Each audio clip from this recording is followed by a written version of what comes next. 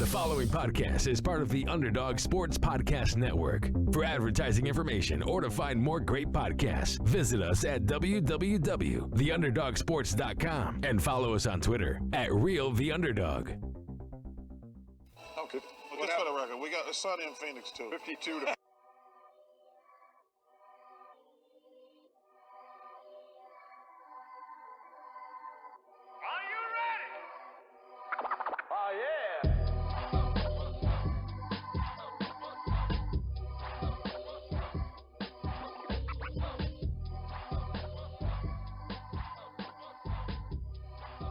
Hello, everyone, and welcome to the Sunny in Phoenix podcast, a weekly podcast where we keep you up to date on everything Phoenix Suns basketball. My name is Charlie Erling, and as always, I've got Mitch Krumpetich with me. To quote one Josh Cranwetter, hi! Oh, shout out Josh. Hello, Mitch. Shout out Josh. Hi. Mitch, what are we starting off with today? All right. Today, we're going to talk about some news that we have about the NBA return in the bubble, as we're calling it, in Orlando. It kind of reminds me of that Stephen King show, The Dome. It's kind of like that. But anyway, we're going to be doing an update on the Dome or the bubble, whatever you want to call it, in Orlando. No, we have real news. Jokes aside, we have real news about that. And then we're going to talk about which Suns players who have contracts ending this season, what they have to prove in this short return to basketball, potentially short, hopefully not, but in this return to basketball, what we've seen from them so far this season, what we hope will happen coming next season, and what they have to prove in these 8 to however many games that we have left this season. Follow us on Twitter at SunnyandPHXPod. Same thing for Instagram. Go on iTunes. Leave us a 5-star review and a comment, and you will get a shout-out on the show. Okay, so to start off, quick news update. Number one, and most importantly, the season is now starting July 30th, not July 31st. Whoa. So move that up one day. Mark your calendar. Whoa. Big deal. I know. Big news. Woj bomb. Yeah. So that's one thing. The next is the coronavirus testing. The league has decided they're going to test players and staff and everyone every other day. This is starting, I believe, June 19th, so pretty soon here. We're going to be doing some testing for coronavirus. And just as a comparison, in the English Premier League, they've been doing this for a while now, testing pretty consistently. And I'd say a few days they've had 0 positive results. Maybe they have 2 positives, 3 positives here and there. But they've done a pretty good job of controlling it when it happens. So I think that bodes well for a league of... The Premier League is probably a little bit smaller than the NBA, but it's the best comparison we have right now. So every other day tests for the NBA.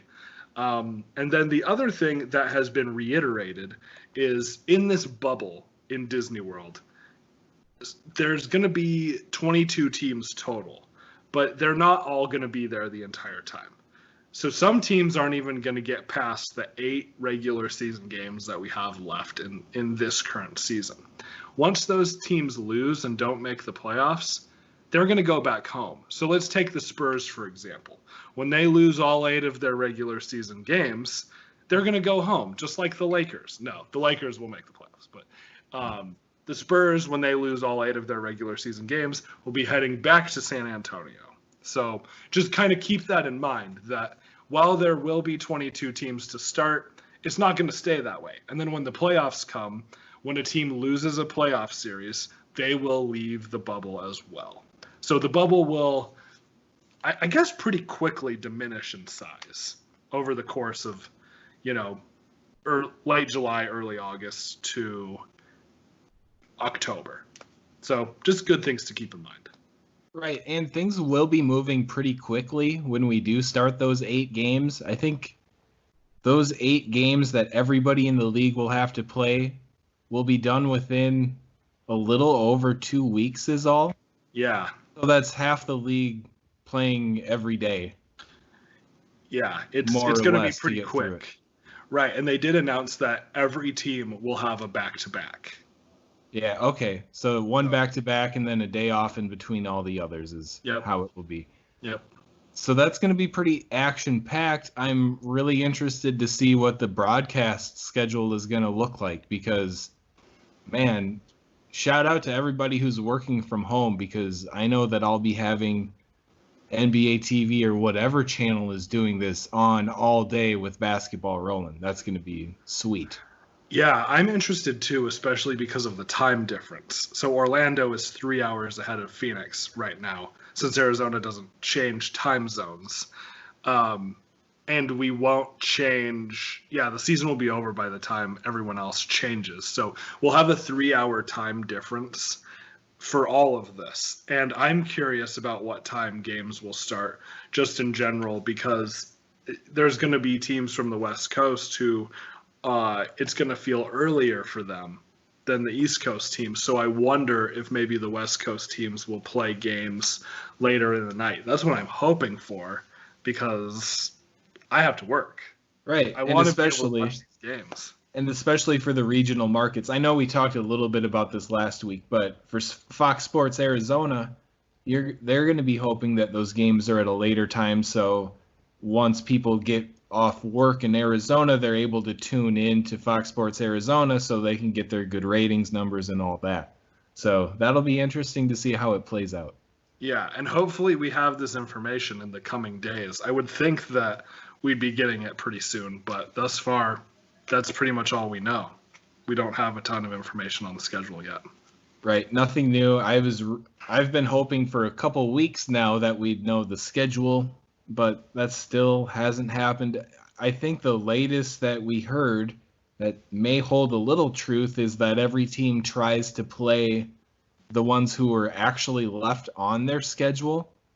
I saw something about that, but that still doesn't even it out perfectly for everyone, so there will be additions or maybe subtractions. I'm not sure how it all pans out. That's interesting. That actually doesn't bode well for us because... No, it's Murderer's Row trying to get through the end of our year. Right. That's a lot of tough games. Well, I remember our last game of the regular season was originally scheduled against the Lakers. Right. So, but that'll happen. But Lakers may be pumping the brakes, especially for the last game, if it happens to be the last game. Yeah. Who knows? I hope so. We'll see. Yeah, hopefully we have more information on that. Okay, now let's hop into it and talk about 6 Suns whose contracts are up, and they might be having the most on the table when we get back into these 8 games. So I'd say let's talk about the big boys first. We have 4 bigs and then 2 point guards who we need to make a decision on this offseason. So we'll go Kaminsky, Saric, Baines, and Cheick Diallo. We'll tackle those guys first, and then we'll end things with a little bit about restricted free agent Javon Carter and Eli Okobo and his non-guaranteed contract.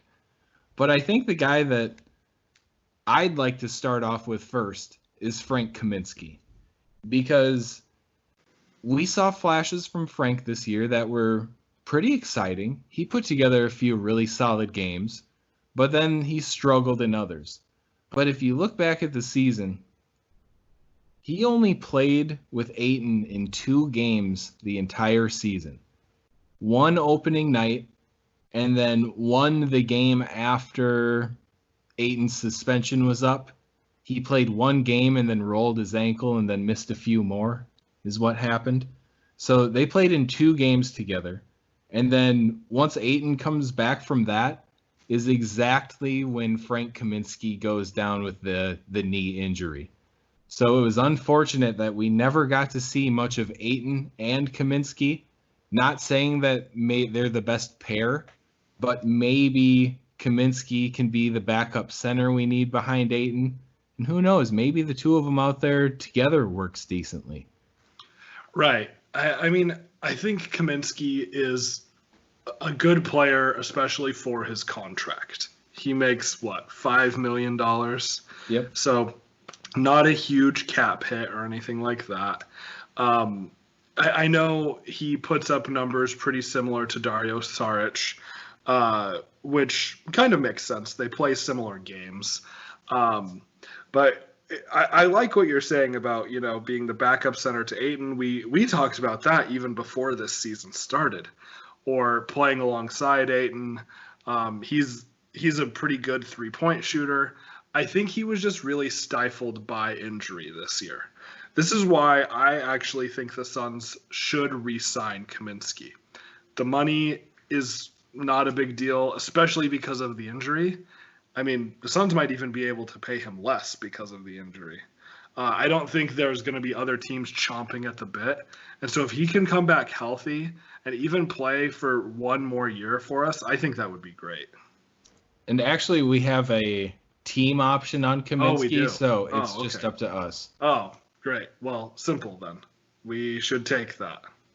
Right, and that $5 million is a pretty nice mark to look at for a guy who, can put up double digits for you in any given game. That's pretty solid. But something we need to consider this year, this offseason, are we going after any targets at power forward? And does this $5 million that Frank's due to make, could that be better spent somewhere else? And that $5 million just turned into technically more, because the salary cap is very likely to go down next year. That's true. So it's still not very much money, but I see where you're coming from. If we're going to try to sign someone like Christian Wood, I know we've talked about him quite a bit. Or Gallinari. Either of those guys, yeah. Then we probably turn down Frank's option. Yeah. But realistically, I would love to sign either of those guys, or both. But I don't really think we will. I hear you there. And Frank, his numbers were a little bit down compared to the previous season, but we know that he's a solid floor spacer. And that's something we need with the way the NBA is moving. You can put a 7-foot guy out there who can bring a guy outside and shoot the three. That's a great asset to have. And I'd personally like to see what happens with Frank and Ayton on the floor. And I hope that's something we get to see in these 8 games. Maybe we get a chance. Yeah. No, I think these 8 games could be very big for Kaminsky's future, on the Suns or otherwise. I also don't want to underestimate Frank Kaminsky's spin move. It's pretty hard to stop. It's a surprising move. And he's actually, when he's set and ready to do it, it feels like he can't just pull the spin move out of thin air. It has to be in the right situation, but when he does it, it looks beautiful and it looks nearly unstoppable. Frank's combination of size and agility are really pretty nice. But that's all well and good, but the guy's 7 foot and he can't finish at the rim. You know what I mean? I was joking. I think his spin move is awful. No, I think his spin move is actually kind of nice. I think it's ugly. when executed properly, I actually think the spin move is pretty solid. It's just Really? Yeah. Are you thinking of Dario? Because I can picture some pretty smooth Frank Kaminsky spin moves. I guess it's not that bad, but when I think of Kaminsky, I don't think of agile. Maybe agile wasn't the right word to use, but for a 7-footer, he can kind of get around. Yeah. No, I guess it's not horrible, but. And, either way, if you listen to this conversation, Frank's a great guy to meme around about. Yes, he absolutely is. And that I actually think that's something that's important. We were just talking about this before. Frank Kaminsky is the Suns' representative for the Players Association. I think that says something. Like, he's a pretty well-spoken guy. He's smart. That definitely makes an impact on a team. Yeah, and the hot guy celebration picked up by the team instantly when he joins the team. Seems like his teammates all like him. I like Frank. He seems like a good guy to keep around. Right. And we know he's working out during all of this too, because of the video he put on Twitter. which was hilarious. Yeah, it was great. All right. So let's go over to his counterpart, I suppose, Dario Saric. They played very similar roles in the season. Very similar stats, very similar shootings, slash marks. It's pretty crazy, and they're both very, very streaky players. They can be hot one night and have a couple bad games, and then they won't miss in the next one. So Frank and Dario both remind me of they seem pretty similar in a lot of ways. Yeah. I think I always have higher expectations for Dario than I should.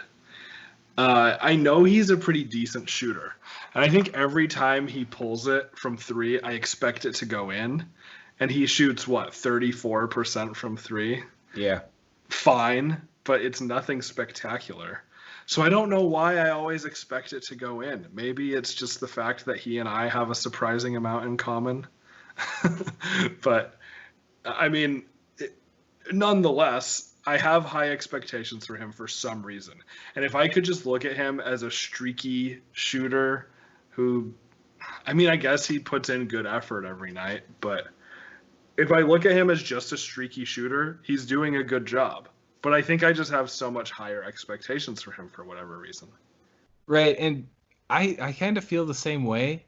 And I think part of my reason is because I always picture him as more of a veteran in the league. But the guy's only 26. He's been in the league for a handful of years, 4 years, Right. 5 years is all. Right. So, I mean, there's still more to come from Dario. It seems like he just needs to be in the right position. And as a guy I'd say he has a very high basketball IQ. It seems like he's more often or not in the right place at the right time, making the right pass, in the right place for a rebound. It seems like he has all that figured out. But again, like Kaminsky, there's a flaw. Frank can't finish at the rim, and then Dario is just a wagon out there. He's so slow, and he brings down the pace of the game for the rest of the guys, it seems like. It's just not a great fit. No, and it's so tough, too, because we've tried him in different settings, you know? We had him start, and he started out pretty hot, and then he slowed way down, took him out of the starting lineup. He didn't even play for a while. Then he comes back into a bench role, which was worse than him not playing. Then they move him back into the starting lineup, and he gets a little bit better, but it's still not great. It's like he can't come off the bench. It just doesn't work. When he starts, he plays, between 15 and 18 minutes a game and puts in 6 points or something as of, I don't want to say as of late, but, you know, the last few games that we saw before the world changed. So I don't know. I like him. I really like Dario, but the more we talk about this, the more I'm just like, I don't think he's a great fit for our team. Right, and it's going to be really interesting to see when these 8 games come back. How much is Saric playing? How much effort is Saric playing with? Is he looking for a new contract from another team? Is he playing as a team player, or is he trying to get it for himself? What's all going on? Because you made a good point. How last year he started, he went to the bench, he got a few healthy DNPs, which was pretty surprising in the middle of the year there. I don't see him coming back. I think we even tried trading him last year. I think that was in some rumor mills that we were trying to get rid of him pretty early on in the season even. So, right. Yeah, and I mean, that's $10 million on a cap hold for him too. I could see us just renouncing those rights and trying to find someone else, or just hoping that Kaminsky is that guy. Right. Yeah, exactly that. All right, Aaron Baines, a pretty big topic of discussion. We've talked about Kaminsky. He might be able to play backup center, but the guy that we saw play a ton of center this year was Aaron Baines. Stepped up big time in the DeAndre Ayton suspension. And you know, this guy was probably assuming he was going to come in, play a backup role for Ayton, play, 18, 20 minutes a night at the most and just be that great backup. But he got forced into so much more, and it really allowed him to blossom during the season. Yeah, Baines played pretty amazingly for most of the season. The big issue is he's probably going to want more money than we're going to be able to give him. So I think it's going to come down to how much money can other teams give Aaron Baines. Right. That's such a giant question mark, too. We have no idea what the salary cap's going to be. There's just so many questions. We can't even begin to start guessing that yet. Because I was thinking, yeah, maybe Baines is in a position where he can demand more money when he becomes a free agent. That three-point shooting, I don't know if that was a fad. That looked pretty true last year, and it was very surprising, but the stroke was there for him. It was great, and someone's going to want those talents. Yeah, no, definitely. I mean, his three-point potential was unlocked this season. And on top of that, he still picked up a lot of rebounds. He finished at the rim really well, like he does. Offensive rebounds, boxing out, being the enforcer type. He took a lot of charges, too. So yeah, that's always... we have mixed feelings on that, but you can go back and listen to episode 205, or I'm sure something like that, I'm sure, to hear us talk about our frustrations with that. But at the end of the day, it probably was helpful. I mean, he's a good player. I think he's probably the best of these free agent bigs that we're talking about. And yeah, it's just going to come down to this salary cap stuff. And you're talking about the charges, and it makes me think of his style of play. And he, even though, he may flop for some charges, more often than not, he's a banger down low. Right. And you think of the mosh pits before the game, Baines, he's like, I'm not going to get too involved here. I don't want to hurt anybody. Because the guy is a force. And that those guys that get to watch him practice every day, they're thinking, Baines he's bringing his everything to practice. I got to do that too. And then that goes down to every single player on the roster. And guys think, I got to work like Aaron Baines. Look at this brick house. He's an NBA player. I need to be like that if I want to compete in this league. And so, honestly, I'd argue that Aaron Baines had a more positive effect for team culture on the Suns than Kelly Oubre did this year. Ooh. I think what Baines brings to the table is the nitty-gritty. And I like that. And that could be a reason why you keep a guy around like that.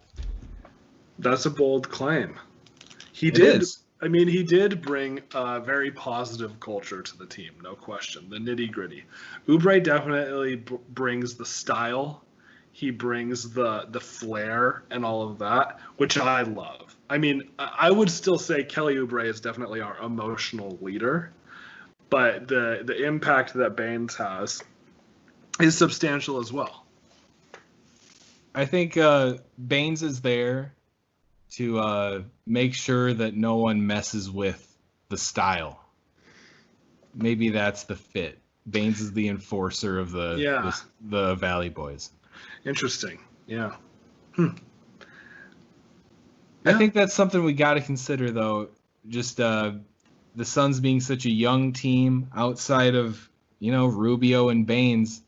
We're very, very young, and Baines is probably a great presence for us just in that aspect. So he is. Well, and I will say him along with Rubio, along with Oubre, Booker, you got to include in that too. I mean, and Monty Williams, goes without saying. They all contributed to this major culture shift within our team. I mean, we all lived through the Eric Bledsoe days and the lack of effort and everything like that. And we just didn't see that last year. Even though our record still wasn't like hugely improved or anything, we went out and competed for every second of each game. And I don't think we can say that we did that ever under Earl Watson or Jay Triano or Jeff Hornacek or who am I missing? Igor? Igor. Definitely Igor. Yeah. Right. So, I mean, Monty definitely. But Monty also brought in the guys who have those attitudes that they're going to work hard Yep. always. Yep. Yeah. And one last thing to say about Baines is just to kind of wrap up, we don't know what's going to happen money-wise, but we have to consider that Aaron Baines is probably not a starting center in this league, even for a team who's the thinnest at center.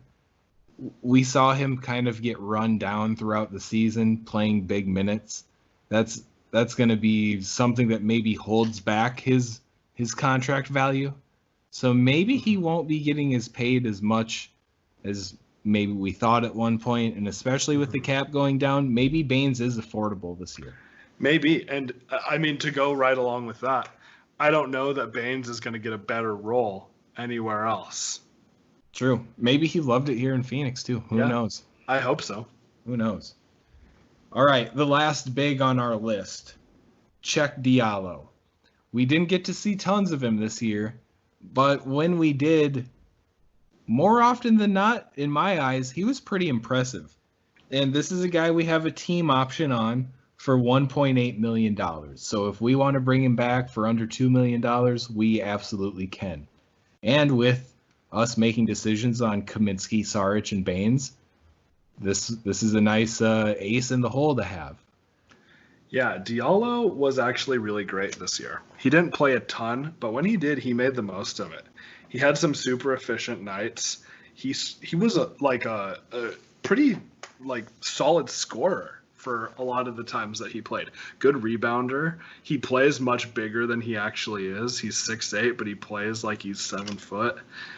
He was really a nice addition to our team, and I hope we pick up that option. I mean, I think the thing that will influence that is if we're able to sign a Christian Wood or a Gallinari type and need the money. But otherwise, I mean, bring Diallo back. He had a pretty good season. Right, and he put up better numbers in his years in New Orleans, I'd say, not by much or anything, but the lack of minutes held his stats back, so we didn't get to see the whole thing. But my view, watching him throughout the year, I feel like his IQ in general, basketball IQ, needs to come up quite a bit. You see him get lost on defense every once in a while. Even on offense, sometimes you kind of catch him in the wrong place. But look past that. Look at nights where he goes 8 for 10 from the floor or 7 for 8. There were those really efficient nights where you know there's something there with this guy. The way he can get into if he catches it with deep post position, I'm going to mark in 2 points because he's nearly automatic from there, which is crazy for a 6'8" guy. So why not give him a shot for less than $2 million when, we had 7 or 8 point guards on our roster this year? Why not throw a 6'8" guy who can, do a little bit everything except shoot the 3 maybe? His mid-range shooting is way better than expected too. Right. Yeah, he has that soft touch, a lot of arc on his shot. It's there's things to build on there for sure, and he's still a young guy. He's 23 or 24. Yes, exactly. That's what I was going to say as far as IQ goes and everything. I mean, it's not horrible. He does get lost sometimes, but he's young. He's still really young. So I like him, and I really hope we're able to bring him back. Totally. All right, so that sums up the big guys. Maybe we bring back 1 or 2 of these guys. I don't know if we see 3, especially not all 4 of them, though. Yeah, no way all 4. I mean, I think 2 is realistic. I would say, if any, we're going to see Baines and one of Kaminsky or Diallo. I think that's probably a fair bet to make. And I think we were talking about guys who have the most to prove. This might be a situation where Cheick Diallo gets pretty big minutes. Maybe we don't want to play Frank a ton. We don't want to take any chances with that knee. Saric very well might be on his way out. Maybe we don't even need to see anymore. Baines had a long season, a FIBA in the off season. Yeah. I don't know the guy's a house. I'm sure he's still in great shape, but is he in basketball shape? I could see Diallo getting plenty of run here, and maybe he just balls out and earns that $1.8 million no problem. Right. Well, and once training camps start up, it'll be interesting to see what clips we get to see and all of that. I'm excited for that to start. I'm excited for that. We only have a couple weeks until that starts. Yeah, training camps are coming. We're great. Getting back. We are getting back. Woo. Okay, we have a couple point guards to talk about now. And Javon Carter is a restricted free agent, so we can make a qualifying offer on him, and then the ability to match any contract he gets elsewhere. And then Eli Okobo, we have on a non-guaranteed contract, which had to be decided by July 10th originally for next year, but that's obviously going to change because we'll still be playing we won't even be playing basketball by then. So no. That will be a different date, so we'll get to see Okobo play in these 8 games before we make that decision, I'm sure. So let's start with Javon. Obviously a great defender. Do you see him, being better than Ty Jerome again next year and deserving backup point guard minutes for these Suns? Yeah. I mean, Ty Jerome didn't do anything impressive this year. He struggled quite a bit. Carter, good defender. He can be a bit streaky on offense, and he plays a little bit of that Mike James hero ball at times. But luckily we have a competent coach in this situation who can say, you're not going to do that. Monty did put an end to that. He did. It was visible. Yeah. So I think we'll probably bring Carter back. I mean, I don't know who else would want to sign him aside from Memphis, who he already played for and didn't go back to. So yeah.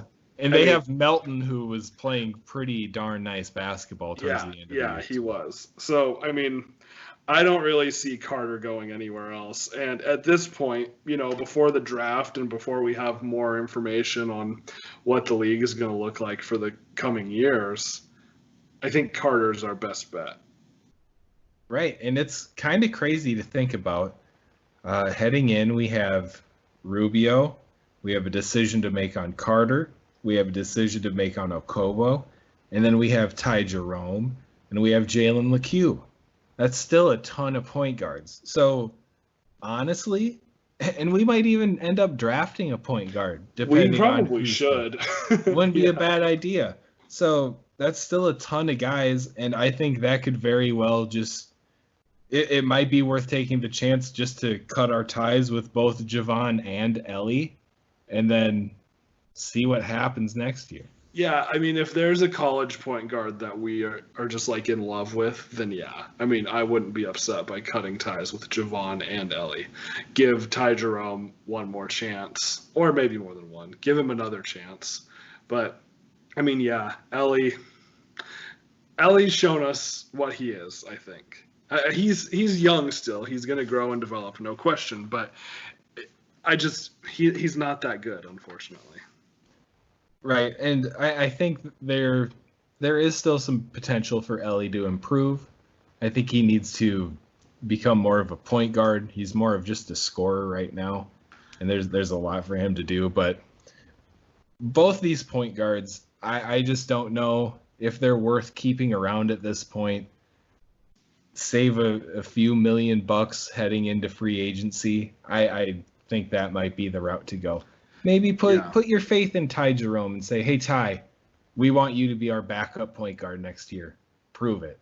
Prove it to us that we're making the right decision. I don't know. Yeah, I could see that. I mean, I think for the sake of the bench unit defensively, we should keep Carter around. Our bench struggled offensively and defensively. Yeah. And Carter was the bright spot when it came to bench defense. So without him, it's nothing, basically. And a pretty nice offensive output from Carter every once in a while. The three-pointer was working at times, and he can be a solid point guard. I don't want to discount it by any means, but there's just too many guys that we have on the roster, and how long can you leave Jalen LeCue down in the G League if you're going to be paying him like a real NBA contract? I don't know. It's pretty crazy. But Javon Carter, I'd say, is in a position similar to Diallo, where he may get a ton of run during these games and, another big chance to prove himself. Maybe he makes us want to match anything that anyone throws at him. Who knows? Yeah, I mean, I hope so, but we'll see. Please. Yep, and with that, we will move to the non-sports section of the show. Before, though, go ahead and tweet at us at Sunny and PHX Pod. Let us know who you hope the Suns keep around.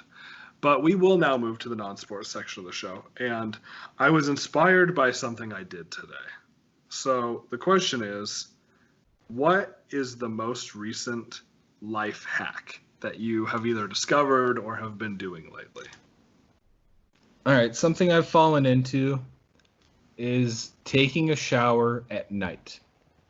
And some may think it's not the most practical thing to do, but since my wife put me on to dry shampoo, it's been a real game changer because you can kind of fix your hair up in the morning and not have crazy bedhead. But I'm a guy with short hair. You're probably a hurting unit if you do that, right, Mitch?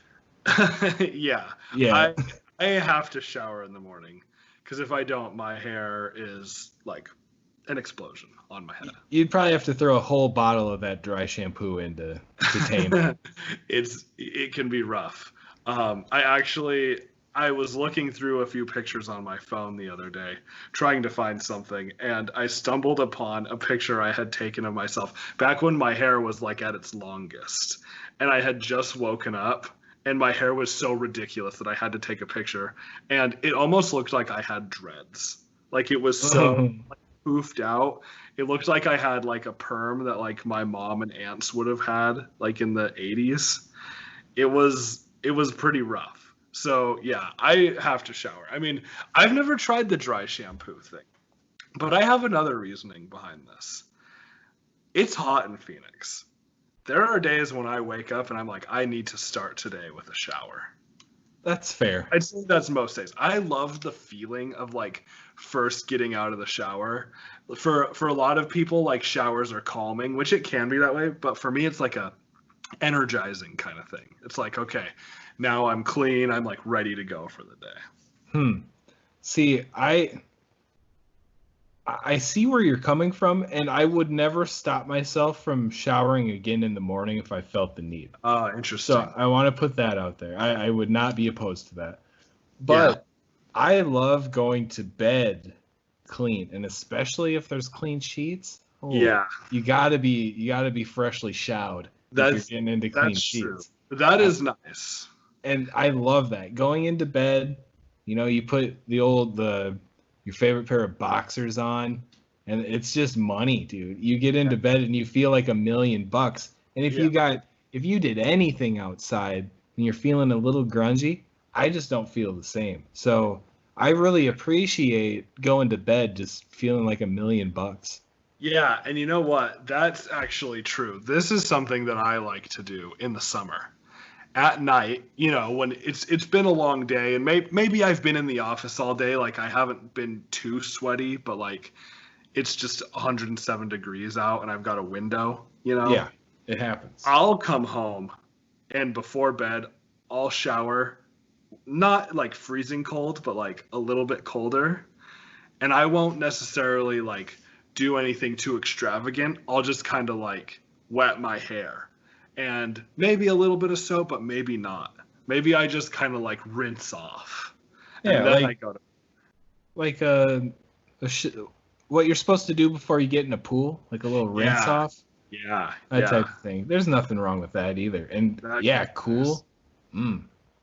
Yeah, it's nice. I know we're getting there too. We're recording this late Sunday night, and I really want to go jump in my pool now. Yeah, that would be nice. Yeah, the pools have been great lately. You could do it. You could do it. This is non-sports plugs, so yeah, anything why goes. not? We're talking about anything. Yeah, but to continue talking about anything, you mentioned this in yours. My latest life hack, and this is something that I am, I guess, currently doing or am about to go do.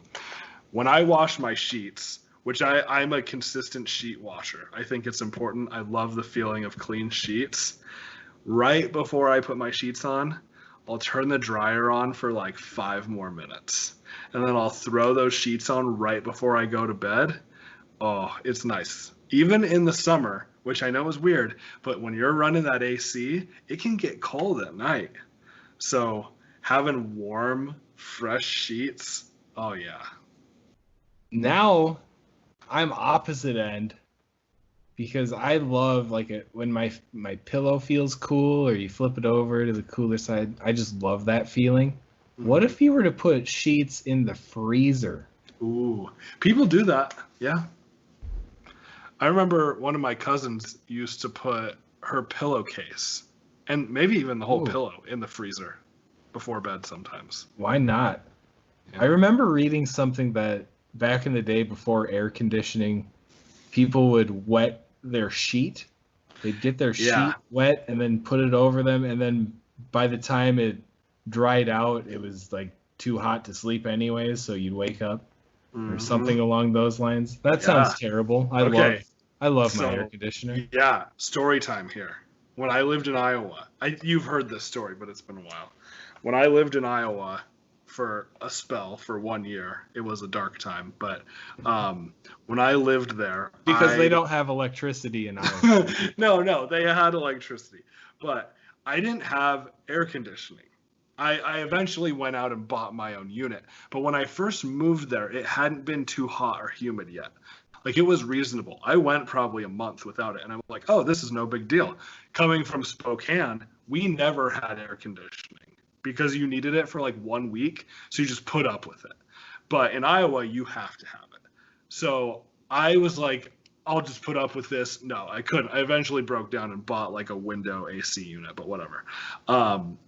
I did this thing, though, in the interim where I would get those big 64-ounce Gatorade bottles. I'd fill them with water, and I'd throw them in the freezer for the whole day. And then I'd get like 3 or 4 of them, and I'd put them in pillowcases and just like surround my body with them. And I'd wake up, and like it would be wet, but it was the only way I could sleep because it was so hot. That's funny. Yeah. And that makes me think of something. When we moved into our house here, the guy left in our freezer. He had like 15 random bottles just filled with water and frozen to ice. And I was like, what in the world is this guy doing with those? And now that you say that about the bed, maybe he was doing that. But we have a little like built-in hot tub next to the pool. I kind of think he was using them as ice cubes and like maybe cooling down just the tiny little hot tub section enough. I think that's where he was going with that. I've always been curious. That's interesting.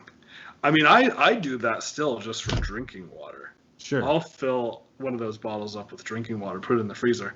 And when you take it out, if you're doing anything outside, you have to take a frozen water bottle out. And then it's great because it stays cool longer. You can put it on your forehead. It's nice. It is nice. And this is where we end our non-sports plug because it's come to this. We thank you all for tuning in. Check us out on social media at Sunny and PHX Pod, Twitter and Instagram. Be sure to let us know which free agents you'd like to see the Suns keep around. And, just say hey. We'll say hi back. But again, thanks for tuning in. We'll see you again next week, and go Suns. You're as cold as ice. You're willing to sacrifice our love.